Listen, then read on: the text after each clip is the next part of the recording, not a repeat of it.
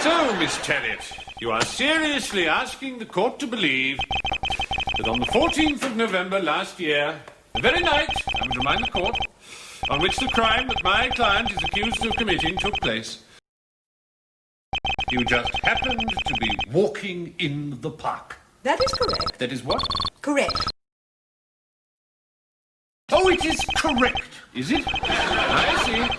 I wonder, Miss Telliot, whether you were aware that the American novelist Gertrude Stein was a self-confessed lesbian. Well, I believe so. You believe so? Miss Telliot, Gertrude Stein remains one of the most celebrated novelists of the 20th century. Her lesbotic tendencies are a matter of public record. Yes. Yes. But you only believe that she is a lesbian. I've never really thought about her. I've never read any of her work. Objection! Come, Miss Telliot. There is not 2 streets away from your flat a bookshop where the works of Gertrude Stein are openly on display. Oh. Yes.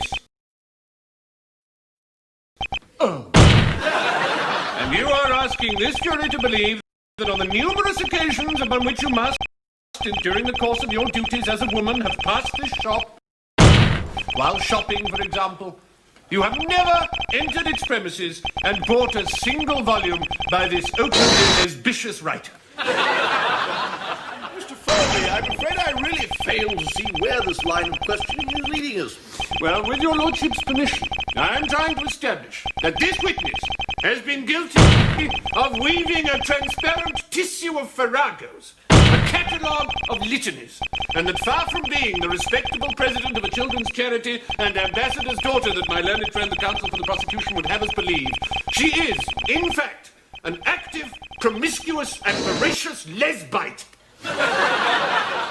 I see, we'll carry on. But, Mr. Foley, I must warn you that if you attempt to ballyrag or bulldoze this witness, I shall take a very dim view of it.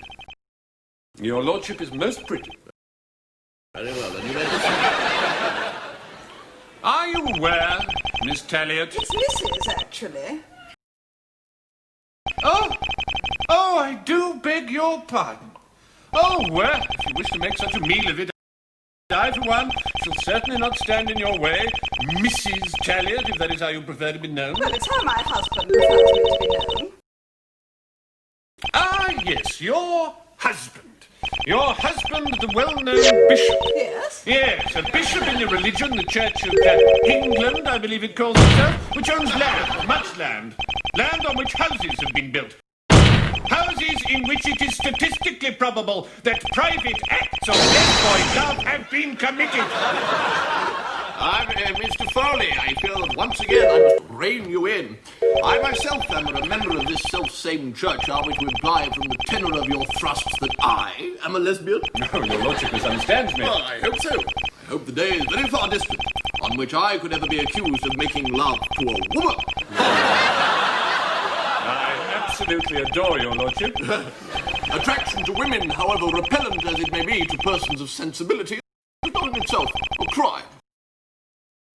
No, I long to nestle between your lordship's thighs. We must therefore remember, Mr. Foley, in our enthusiasm to get to this bottom, that Miss Telliot is not on trial. She is a witness. However depraved and wicked her acts of lust, they, in all their disgusting and depraved bestiality, are not in themselves the subject of this assize. Your lordship is adorable, my lord. Very well, proceed. Thank you, my love. Now, I do not propose, Miss Telliot, to burden the jury with any more details of your sordid and disreputable erotic career than is necessary. I merely wish to know, for my own private elucidation, how it is that you expect a British jury to believe the testimony of a monstrous bull dyke of your standing against that of a respectable businessman. I am merely reporting what I saw. Objection! What you saw through eyes dimmed with lust, what you saw maddened by the noxious juices of your notorious practices. What I saw on my way back from the parish council meeting. Is it not a fact, Miss Toilet, that the words parish council are an infamous anagram of the words Lesbian crouch? You hesitate, Miss Talliot? Well, You stand condemned out of your own soiled and contaminated mouth. No further questions, Miss Talliot. No further questions. Thank you, Mrs. Talliot. You may stand down, Mr. Lesbian.